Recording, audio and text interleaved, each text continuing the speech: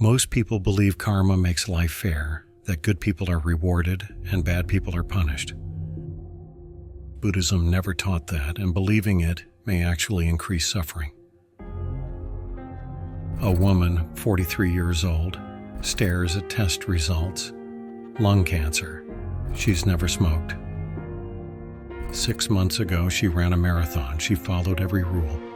She did everything right. Her first thought isn't about treatment, it's about blame. What did I do to deserve this? That question, that reflexive search for cosmic justice, reveals something we all believe about karma. Something the Buddha never said. Tonight, we're going to unlearn karma, then rebuild it properly. Not as moral accounting, not as universal law, but as the Buddha actually taught it. And we'll start with how the West got it completely wrong.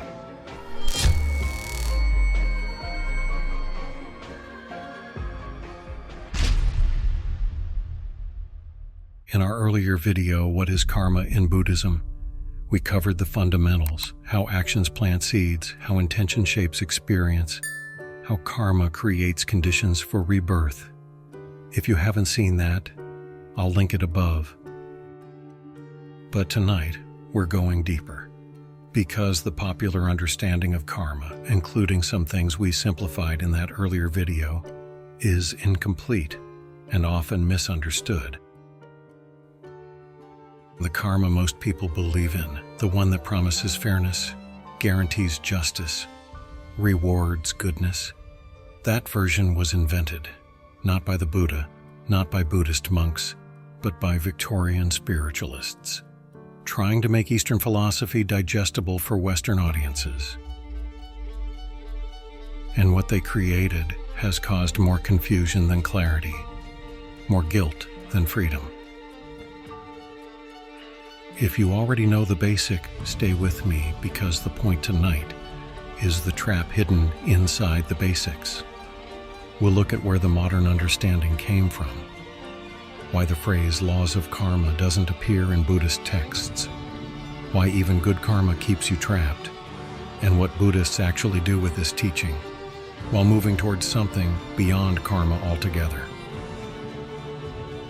Let's begin.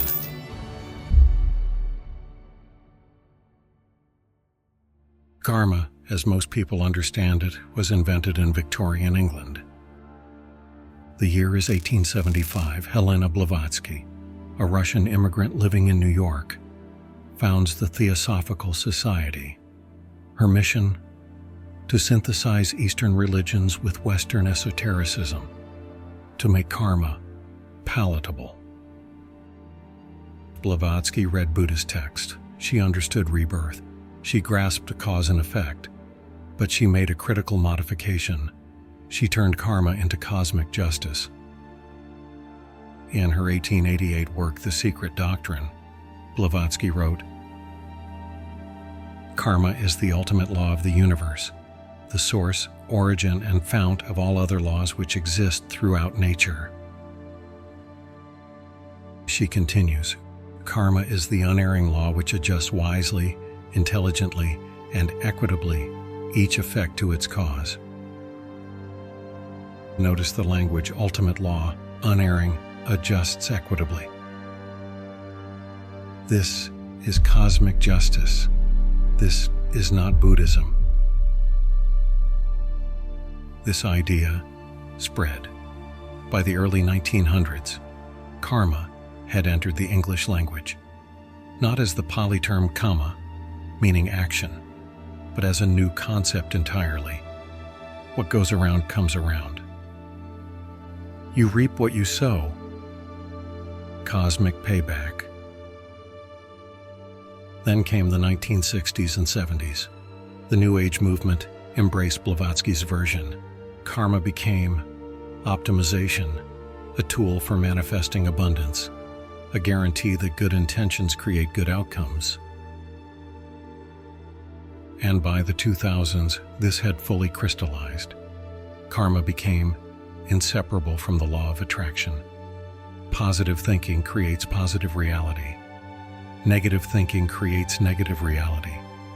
You control your destiny. And that sounds empowering until you get sick, until you lose someone, until life doesn't cooperate. Because if karma really worked this way, if good people were always rewarded, then suffering would always be deserved. Illness would be moral failure. Poverty would be karmic debt. Trauma would be a lesson you needed to learn. When karma became a law of the universe, suffering stopped being something that happens to people and became something people earned. The Buddha pointed elsewhere.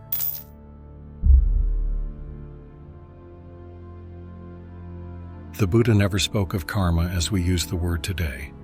The term in the Pali Canon is Kamma, not karma. Kamma means action, deed, doing.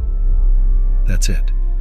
No laws, no guarantees, no cosmic courthouse.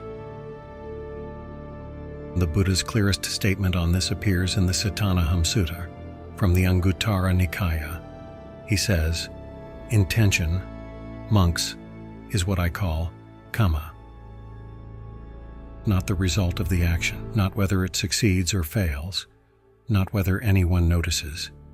Intention, the quality of mind, in the moment of acting." This reframes the entire teaching because it means karma measures the direction of your mind, not the outcome of your life. The Buddha distinguished kamma, the action itself, from vipaka, its ripening result. They're not the same, and both unfold within the stream of experience, moment by moment, and in Buddhist thought, across lifetimes. Karma sits inside dependent origination, not above it. It's one condition among many, not the master condition. And the wider teaching makes something clear. Karma is not the only condition shaping experience. Bodies get sick, accidents happen, the world moves through countless causes. Karma is one factor among many, not the only factor, not even always the strongest factor. The texts describe the Buddha after enlightenment, experiencing physical pain. He got food poisoning. He died in agony from contaminated food. Was that punishment? No. It was the body, subject to illness, subject to aging, subject to death. Anicca vada sankhara. All conditioned things are impermanent. Karma doesn't measure your goodness, it measures the direction of your mind. You can act with perfect compassion and still get cancer. You can lie and cheat and still get promoted. Life isn't fair. Karma never promised it would be. But even understanding this, even cultivating only wholesome intentions, you're not free.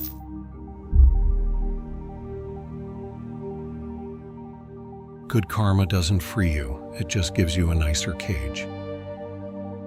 In Buddhist thought, there are two basic types of intentional action. Kusala kamma, skillful, wholesome, actions rooted in generosity, clarity, restraint, and akusala kamma, unskillful, unwholesome, actions rooted in greed, hatred, delusion. Most teachings stop there. Cultivate kusala, avoid akusala. Simple. But the Buddha didn't stop there. Because even kusala kamma, even wholesome action, creates conditions. And those conditions keep you in samsara, the cycle of birth and death. Pleasant rebirths are impermanent, wealth is fragile, health declines, happiness depends on conditions. Buddhist cosmology describes 31 realms of existence.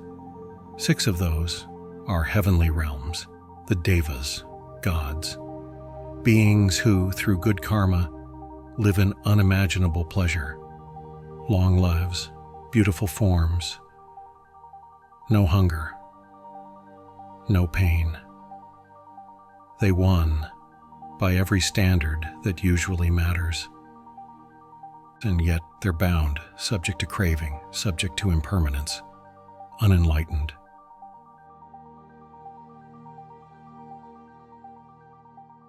There's a story in the Jataka tales about a king named Mandata. Through immense good karma, he became a universal monarch. He conquered the entire world. Every kingdom bowed to him. But that wasn't enough. So through continued good deeds, he ascended to the heavenly realms. He became co-ruler of the Devas, sharing the throne of Indra, king of the gods. He ruled half of heaven itself, and he wanted more. He wanted Indra's entire throne, and in that moment of grasping, he fell. Back to earth, back to mortality. He died, unsatisfied. Good karma gave him everything, and it wasn't enough. The Buddha didn't teach you how to win the game. He taught you that the game itself is the problem. Wholesome action is better than unwholesome action, obviously, but both create momentum, both perpetuate the cycle. The goal was never better conditions, it was freedom from conditioning altogether. So what is karma, if not simply good and bad? To understand that, we need multiple lenses.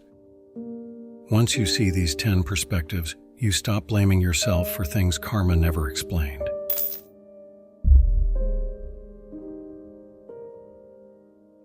Buddhist texts don't present 10 types of karma in a single list. What they offer are multiple classification systems, ways of understanding when karma ripens, how much weight it carries, how it interacts with other conditions. What I'm about to share synthesizes those traditional frameworks. Think of them as 10 lenses, 10 ways of seeing how intention shapes experience. In our earlier video, we talked about bright and dark karma, wholesome and unwholesome actions. That's true, but incomplete. Buddhism wasn't trying to be neat, so some of these overlap. Category 1, timing when results arise.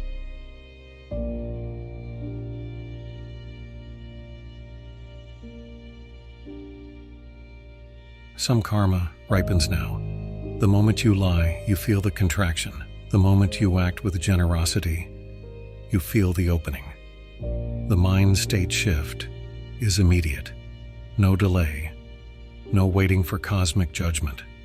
The action creates the experience now.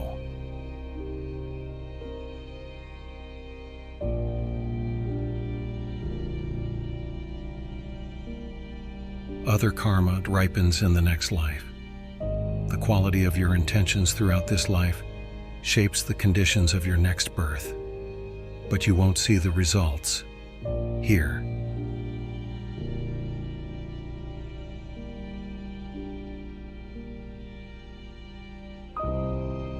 And some karmas ripens, eventually, in some future rebirth, unpredictable timing. Maybe 2 lifetimes from now, maybe 200. So if you're waiting for karma to prove itself on your schedule, you'll wait forever.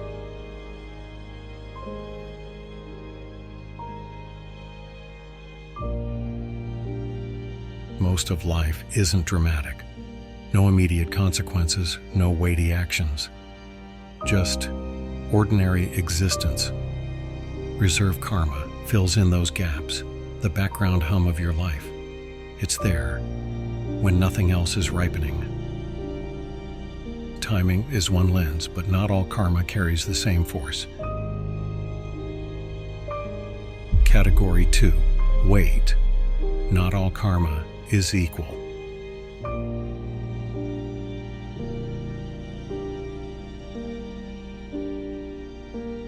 Not all actions carry the same weight. the Buddha identified 5 actions that create immediate karmic results in the next life. The Anantarika Kamma, matricide, patricide, killing an arahant, drawing the Buddha's blood with malicious intent, creating schism in the Sangha. These aren't just bad, they're ruptures. They reshape the entire karmic trajectory. But weighty karma isn't only negative. Deep meditation states, jhanas, also carry immense weight. They can outweigh thousands of smaller actions. Daily stress accumulates slowly. Trauma reshapes you fundamentally. Some experiences cut deeper than others.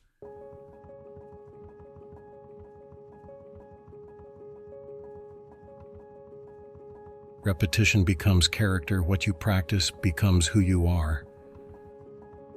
We covered this in our 5-part series on Milarepa, the Tibetan yogi who, in his youth, murdered dozens of people through black magic. His karma was dark, heavy. But through years of meditation, through relentless practice under his teacher Marpa, he created new habitual karma. Meditation became his default. Compassion became his reflex. And eventually, that habitual momentum outweighed his past. He became one of Tibet's greatest saints. Habit is a form of momentum, and momentum can be shifted.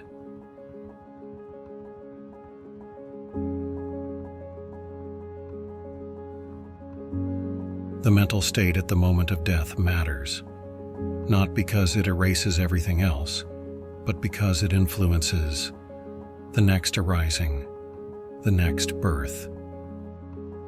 This is why Buddhists practice calm in dying, why families chant for the dying. The final moments shape the transition.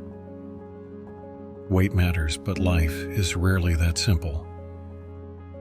Category 3, complexity. Life isn't simple. Not all suffering is individual. Wars, pandemics, economic collapse, and climate catastrophe. These are shared conditions, not shared blame. A child born in 1930s Germany didn't create the Third Reich. The family in Hiroshima wasn't punished by the universe, and it's a mistake to treat generational poverty as proof that someone deserved it. Collective karma explains environments, not deserts. It explains why suffering isn't always individual, why blaming victims is a profound misunderstanding of how karma actually works.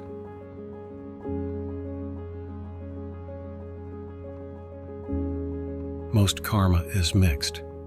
Saints have bad days. Cruel people have moments of kindness. This is why good people suffer, why terrible people prosper. Life doesn't sort neatly into categories. The Buddha never promised it would.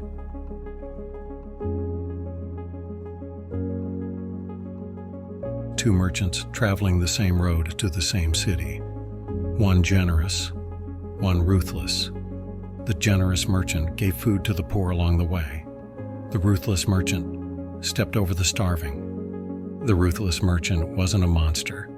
He was simply devoted to himself. Both arrived safely. Both made profit. The ruthless merchant made more.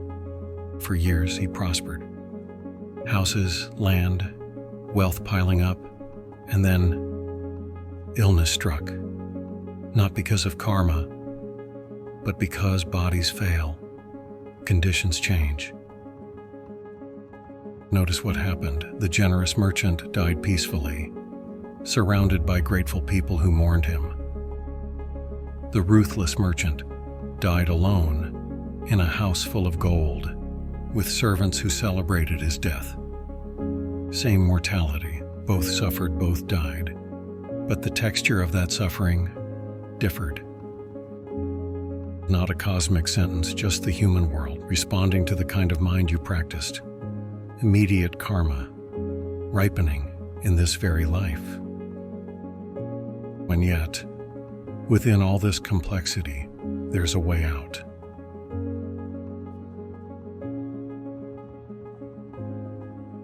Actions done with wisdom.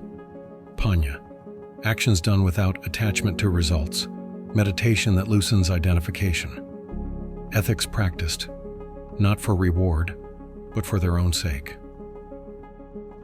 Angulimala, the serial killer who became an arahant, didn't erase his past. The families of his victims hated him. People threw stones. He was beaten in the streets. The karma ripened.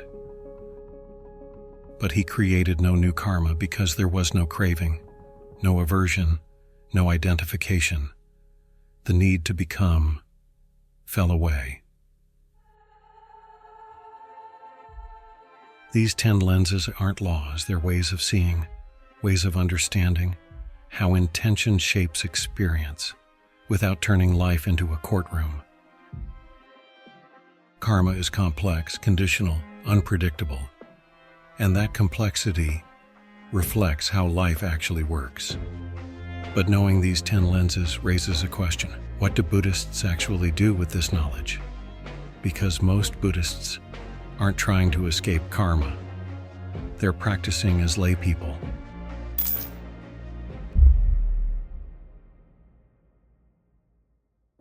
If the goal is to end karma, why do Buddhists spend so much time as making merit? Every morning in Thailand, monks walk through the streets, barefoot, carrying alms bowls, and lay people wait. They offer food, rice, fruit, prepared meals. This is punya, merit-making, the cultivation of wholesome karma. And it's not optional, it's foundational, because most Buddhists live in the world, not in monasteries. They have families, jobs, children. They're navigating karma with care, building conditions for insight, living ethically in the meantime. The 3 bases of merit. The Buddha taught 3 foundations of meritorious action, the punya kriya vatu.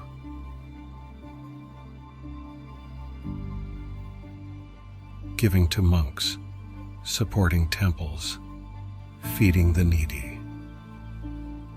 Material generosity creates mental ease. When you give without expectation, the mind softens, greed weakens. This is the lay monastic economy. Lay people support monks' meditation. Monks teach the Dhamma. Everyone benefits. The 5 precepts aren't commandments. They're training restraint. Not killing, reverence for life, not stealing, respect for boundaries, not lying, commitment to truth, not sexual misconduct, care and intimacy, not intoxication, clarity of mind. These aren't about being good. They're about reducing harm and reducing regret. When you don't lie, you don't carry the anxiety of maintaining lies. The mind settles.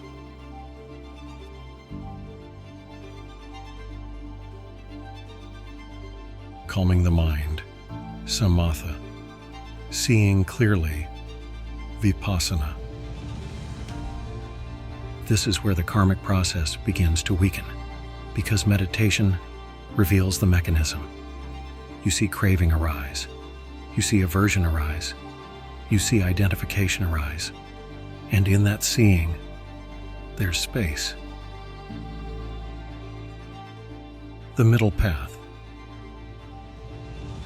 The Buddha didn't teach indulgence. He didn't teach self-torture. He taught skillful engagement. Work with karma, generate wholesome conditions, practice ethics, cultivate calm, and gradually move toward disengagement. Not all at once, not through force, through understanding. Merit transfer, patadana. At Thai funerals, monks chant through the night. Family members pour water over the hands of the deceased, watching it flow into the earth, symbolically transferring merit. May this goodness ease your journey. Not magical thinking, not transactional, an expression of connection that survives death, a reminder that even karma isn't purely individual. You're not giving away karma, you're sharing the joy of wholesome action. And in that sharing, you undermine the selfishness built into karma itself. Navigating karma with care, building conditions for insight, living ethically in the meantime. That's not failure, that's the path. But everything I just described can quietly turn toxic.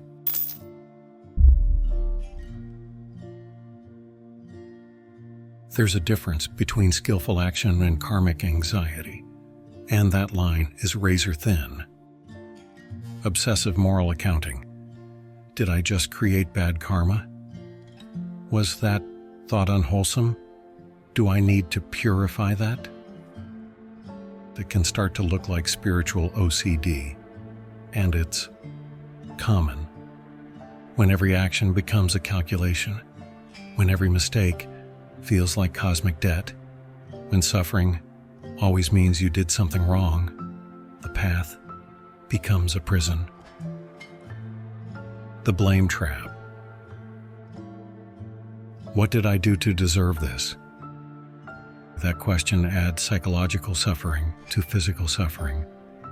It turns illness into moral failure, trauma into a lesson, loss into punishment.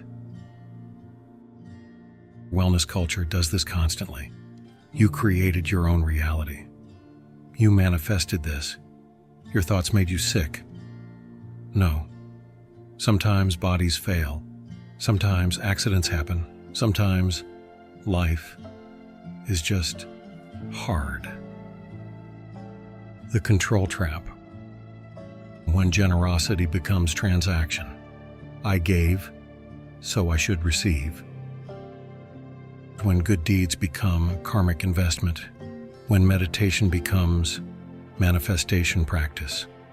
When every action is calculated for future reward. You've turned the path into a business model. When karma becomes something to manage, when every action is calculated, when suffering is always deserved, the path becomes a prison. And the Buddha was trying to open the door. The Buddha pointed towards something else entirely.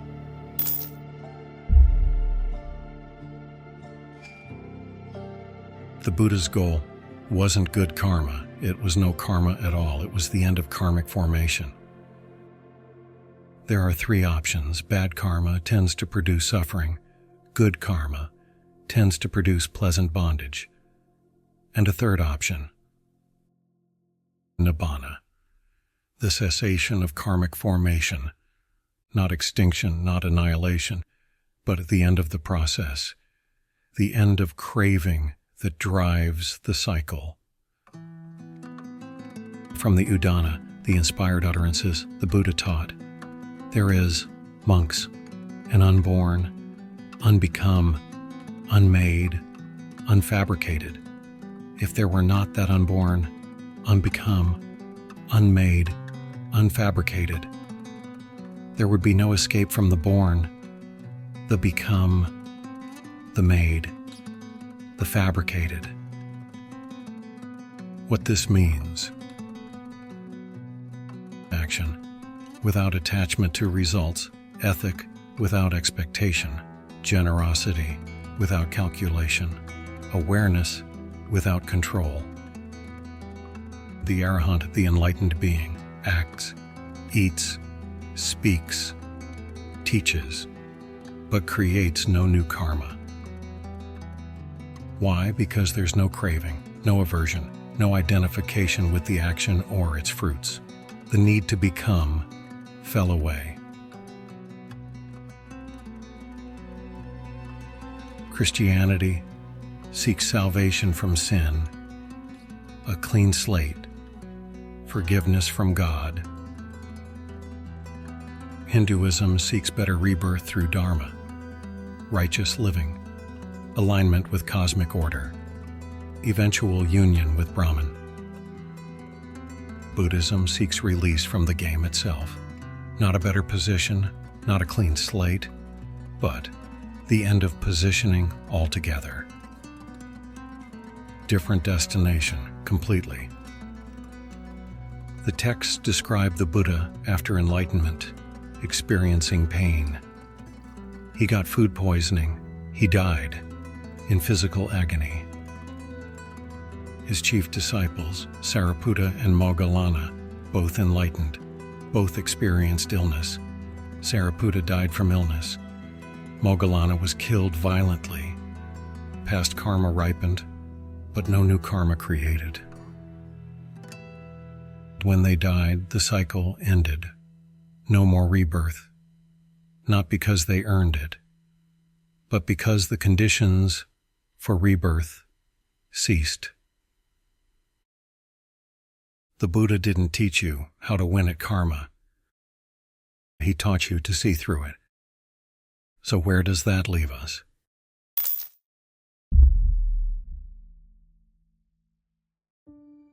You're going to create karma. You're human. You have intentions. You act. The question isn't whether you create karma. It's whether you create it consciously. What changes? Karma as description, not judgment. Responsibility without guilt, consequences without cosmic justice, compassion for yourself and others who suffer, because suffering isn't always earned. The practical takeaway: act with care, not fear. Notice intention, not just outcome. Be kind, but don't expect rewards. Understand karma, but don't obsess over it. The deeper wisdom. Every action is an opportunity to wake up or stay asleep. Karma doesn't demand perfection. It invites attention, and attention over time loosens what was never solid to begin with. Not through force, not through control, through seeing. Sabba Sankara Dukkha. All conditioned things are unsatisfactory. Link by link, breath by breath. Until the question, what did I do to deserve this, dissolves on its own. If this changed how you see karma, consider watching our earlier video, What is Karma in Buddhism?, for the foundational concepts we built on tonight. And if you want to understand more about the cycle this all creates, check out our video on Samsara, linked above. Subscribe to the channel for more. Each week we explore a different facet of the Dhamma, always grounded in the texts, always honest about the complexity.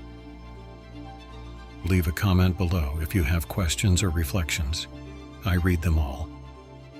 And I'll see you in the next video.